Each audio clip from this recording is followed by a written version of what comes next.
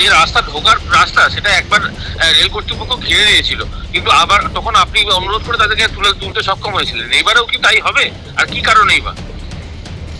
এবারে ইতিমধ্যে একটা অ্যাক্সিডেন্ট হয়ে রেলের বিরুদ্ধে কেস হয়েছে, সেই কারণে আজকে ডিআরএম কোথায় কোথায় গেট প্রয়োজন সেইগুলো রেখে ইন্সপেকশানে যাচ্ছে, কোথায় গেট করা যায় বা আন্ডারপাস বা ওভারপাস করা যায়। রেলের ঊর্ধ্বতন কর্তৃপক্ষের অনুসন্ধান আগাম প্রস্তুতির জন্য দেওয়া হলো রেল লাইনের আশেপাশে গুরুত্বপূর্ণ রাস্তা। সাংসদ জানালেন পরবর্তীতে খুলে দেওয়া হবে। তৃণমূলের প্রশ্নেই লুকোচুরি কেন? সম্প্রতি নদিয়ার শান্তিপুর গোবিন্দপুর বাজার পার্শ্বস্থ রেল লাইনের উপর একটি ভয়াবহ দুর্ঘটনায় একজন সাধারণ মানুষের মৃত্যু ঘটে। তার ফলে রেলের লাইনের দুপাশে থাকা উন্মুক্ত জায়গাগুলিকে ঘিরে দিতে বদ্ধপরিকর হয় শিয়ালদা ডিভিশনের রেল কর্তৃপক্ষ। এলাকাবাসীদের দাবি, গতকাল রাতে প্রচুর পরিমাণে রেল পুলিশ এই ঘেরার কাজ করছে। রানাঘাট লোকসভার কেন্দ্রীয় বিজেপি সাংসদ জগন্নাথ সরকার জানান, অমৃত মহোৎসব রেলওয়ে স্টেশন পরিদর্শনে আসছেন এজিএম চেতন কুমার শ্রীবাস্তব, ডিআরএম দীপক কুমার নিগম, শিয়ালদা ডিভিশনের সংশ্লিষ্ট নানান বিভাগের কর্মকর্তারা। আমি কাল রাত্রিবেলায় শুনলাম রেলের জায়গাটা ঘিরছে। এবার বিষয়টা হচ্ছে, দেখুন, রেল তার নিরাপত্তার জায়গার জন্য রেল ঘিরতেই পারে, কিন্তু সমস্যা হচ্ছে আমাদের এই রাস্তাটা বহু দীর্ঘদিনের রাস্তা এবং এখান দিয়ে অনেক বড় গাড়ি যেত, তার জন্য ঘিরেছে। কিন্তু এমনভাবে ঘিরেছে যে এখান দিয়ে একটা অ্যাম্বুলেন্স, একটা ফায়ার ব্রিগেড যেতে পারবে না। মানুষের বিপদ কিন্তু বলে আসবে না, যে কোনো সময় আসতে পারে। তাহলে একটা ফায়ার ব্রিগেড আসবে না, একটা অ্যাম্বুলেন্স আসবে না, একটা রুগী আমরা কীভাবে নিয়ে যাব? কতগুলো মানুষজন বাস করে না এইদিকে? এই রাস্তা দিয়ে যেতে গেলে মোটামুটি আপনার 20খানা গ্রাম আছে। আচ্ছা, 20খানা গ্রাম, এবং যদি আটটু দূর হই তাহলে এই রাস্তা দিয়ে নবদ্বীপ পর্যন্ত আমাদের কমিউনিকেশন। তাহলে সেখান দিয়ে আপনি অনুমান করেন কতগুলো গ্রাম হতে পারে। আচ্ছা, এই আন্ডারপাস বা ওভারপাস এরকম কিছু শুনেছেন? কোনো সম্ভাবনাময় জায়গা আমরা এখনো জানি না। রেল কি ওভারব্রিজ করবে না আন্ডারপাস করবে না কি করবে, কিন্তু ঘিরে দিয়েছে। এখানে শুধু নয়, প্রত্যেকটা জায়গায় ঘিরেছে। প্রত্যেকটা জায়গায় শুনছি ঘিরছে। তার মানে সব মানুষের অসুবিধা সকাল? অবশ্যই অসুবিধা প্রত্যেকটা মানুষের। কি শুনছেন, কি কারণে ঘেরা হচ্ছে জানেন? না, এখনো পর্যন্ত জানতে পারিনি কেন ঘিরছে। এখানটা দিয়ে সবাই যাচ্ছে আসছে, বড় গাড়ি যাচ্ছে, আমরাও বাধা দিয়েছিলাম, কিন্তু রেল হঠাৎ দিকে এখানে ফুটে দিয়ে চলে গেছে। এখানে তো স্কুল কলেজ বা অন্যান্য জায়গায় সমস্ত, এখানে স্কুল কলেজ হাট বাজার খেলার মাঠ সামনে। আপনার নাম আর কোথায় বাড়ি? পরিবেশ পাল, গোবিন্দপুর গাছতোয়া। কি নাম? পরিবেশ পাল, গোবিন্দপুর গাছতোয়া। এখানেই বাড়ি আপনার? আমার এখানেই বাড়ি, পাড়াতে। যাওয়ার কথা রয়েছে, লাইনের পাশে উন্মুক্ত জায়গা রয়েছে, সেখানে রেল লাইনের পাশে সার্ভিস রোড প্রসঙ্গে এলাকাবাসীর দাবিতে মান্যতা দিয়ে সংসদের বক্তব্য, সার্ভিস রোড করতে গেলে সেটা রেল করে দেয় না, তার জন্য রাজ্য সরকার সিদ্ধান্ত অনুযায়ী সার্ভিস।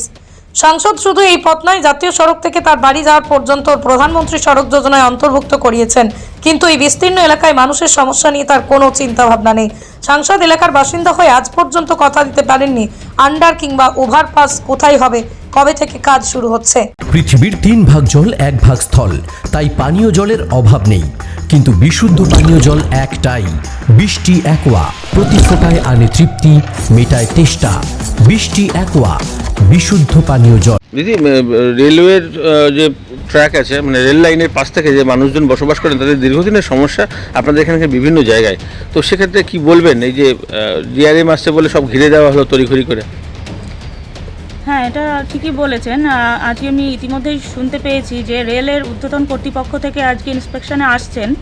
তো বিষয়টা হচ্ছে, আমাদের এই গোবিন্দপুর সাইড থেকে আপনার শান্তিপুর থেকে শুরু করে কৃষ্ণনগর পর্যন্ত রেলের সাইড দিয়ে অনেক মানুষ নিজস্ব প্লটে বসবাস করে, এবং রেলের যে জায়গা রয়েছে সেই জায়গায় কোনো সাইড দিয়ে কোনো মানে রাস্তা, যাতায়াতের রাস্তা না করেই এই রেল কর্তৃপক্ষ মাঝে মধ্যে এইভাবে ঘিরে দিচ্ছে, এবং এই রেলের কর্তৃপক্ষ এনারা ঘিরছেন, মানুষের যাতায়াতের অসুবিধা হচ্ছে, এবং এই রেলের জায়গা দিয়ে মানুষ চলাচলের জন্য অনেক অসুবিধায় পড়ছেন, অ্যাক্সিডেন্ট হচ্ছেন। কিন্তু আমাদের যে সাংসদ রয়েছে বিজেপির জগন্নাথ সরকার, তারও কোনো মাথায় হেডেক নেই যে সাধারণ মানুষ যে যাতায়াত করবেন তার জন্য যে সাইড দিয়ে একটা সার্ভিস রোড দরকার, আগে সেটার ব্যবস্থা করা হোক।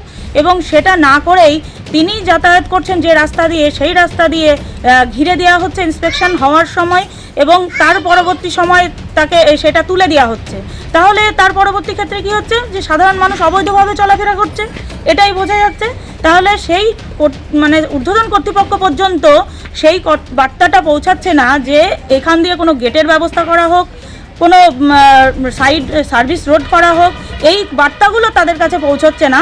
আমাদের এই বিজেপির যে সাংসদ রয়েছে জগন্নাথ সরকার, এ সাধারণ মানুষের কথা একদমই ভাবেন না।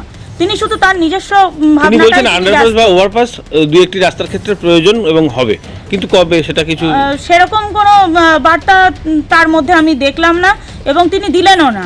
আগামী দিনে যে এই সার্ভিস রোড হবে সাইড দিয়ে বা ওভারপাস আন্ডারপাস এই জায়গাগুলো তৈরি হবে এরকম কোনো বার্তা তিনি দিলেনই না। এবং আমি জানতে পেরেছি যে তার বাড়ি যাওয়ার জন্য প্রধানমন্ত্রী সড়ক যোজনার রাস্তা গলাইদড়ি বটতলা থেকে মাঠের ভেতর দিয়ে তার বাড়ি পর্যন্ত এক্সিস্টিং হচ্ছে এবং এটা প্রক্রিয়াকরণ শুরু হয়ে গেছে।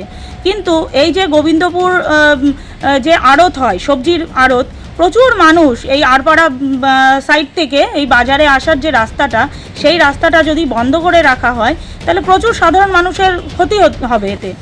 হ্যাঁ, কতগুলো এলাকা আছে এখানটা আপনাদের এখানে জায়গার মানুষজন সমস্যা রয়েছে? এখানে প্রচুর মানুষ বাস করে এবং লাইনের সাইড দিয়ে আপনার তাও 500 1000 প্রায় 2000 বাড়ি এরকম রয়েছে, তাহলে জনসংখ্যা আরও বেশি হবে।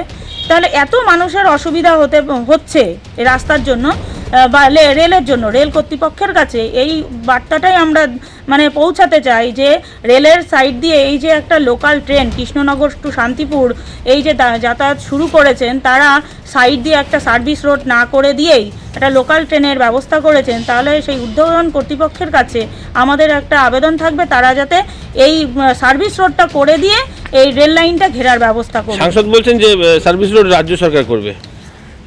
না, এটা আমার মনে হয় এটা রাজ্য সরকারের হাতে একদমই নেই, কেননা যেটুকু রেলের জায়গা আছে সেটা রেল কর্তৃপক্ষের এবং পাশে যে জায়গাগুলো আছে সেটা সাধারণ মানুষের প্লট, সেখানটাই রাজ্য সরকার কিভাবে রাস্তা করবে?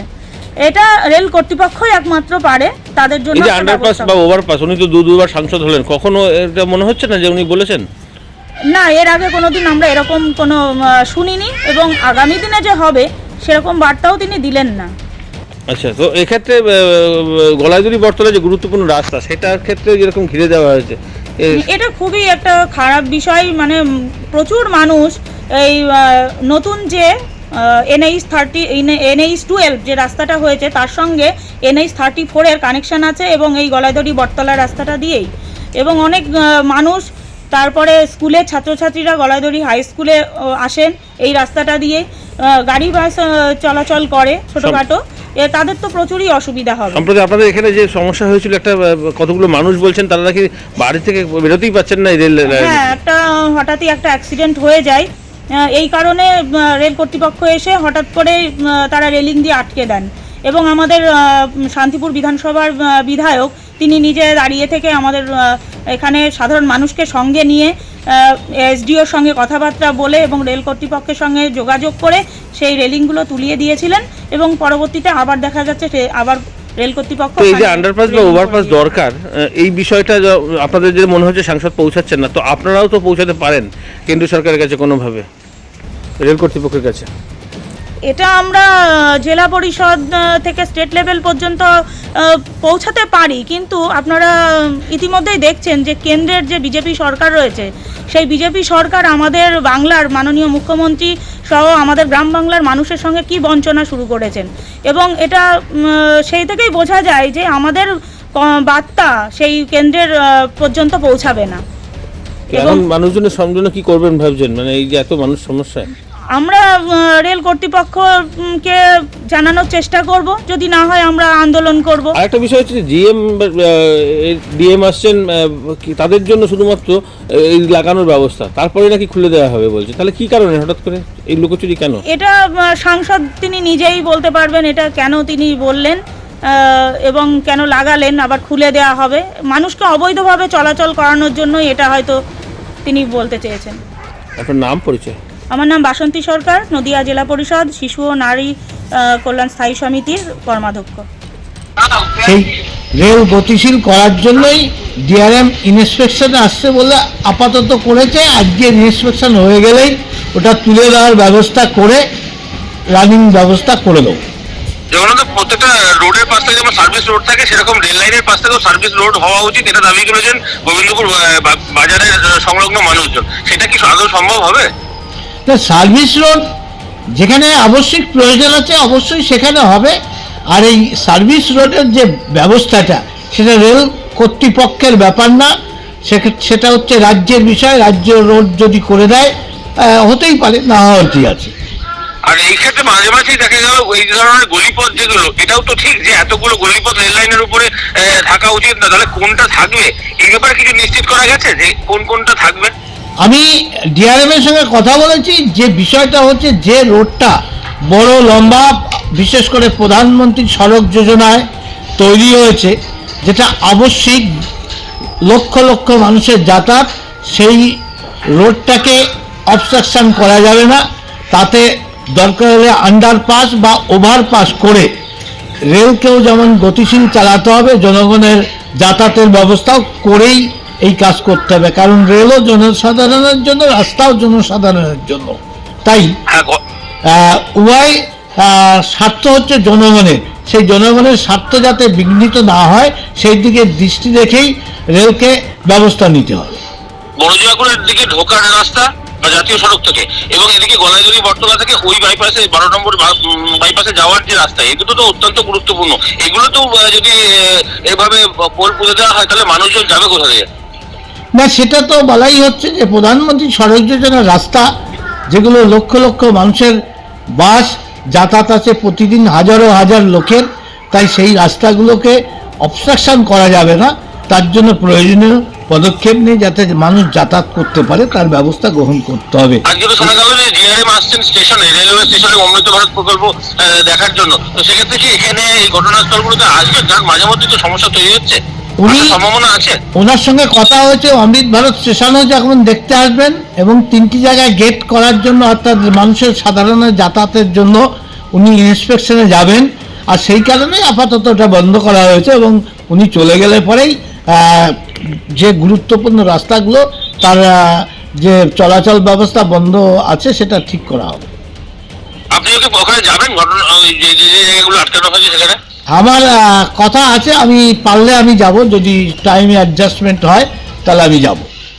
ধন্যবাদ ধন্যবাদ। মা Manusha builders, MMB distributor, Nadia জেলার সব থেকে বড় বিল্ডার্স।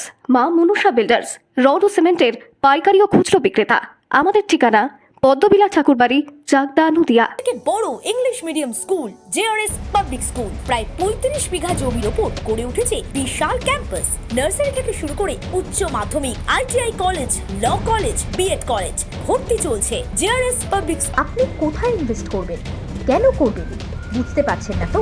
সঠিক গাইডলাইন পেতে আজই আসুন নদিয়ার চাকদাতে নিবেদিতা প্রাইভেট লিমিটেডে। Nivedita private limited, marketing and distribution service. Balcony বা সিঁড়ির রেলিং, মডিউলার কিচেন বা ড্রয়িং রুম, এক কথায় আপনার স্বপ্নের বাড়িকে করে তুলুন আরো সুন্দর। Chakdah ply centre, gorgeous look বা কোয়ালিটি সবে 3 number 1 Chakdah ply centre. Chakdah ply centre, KBM, Chakdah, Nadia. হোমওয়ার্কটা করেছো? হ্যাঁ স্যার।